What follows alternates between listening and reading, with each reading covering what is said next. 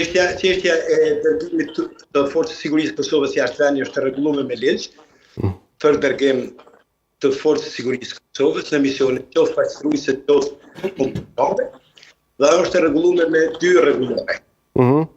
Sido që jetë bazohet në kërkesën e vendit pritës në rastin konkret, por edhe në raste të tjera duhet gjithmonë vendimi parlament. Gjithmonë vendimi parlament. Çka do të kupton vendimi? Duhet të votohet në parlament apo vetëm të shkojë procedurë? A duhet votohet? Po. Proceduralisht lëshon vendim për pjesëmarrje të Forcës së Sigurisë së Kosovës në misionin jashtë vendit. Kjo për faktin se misionet mund të qenë të rrezikshme.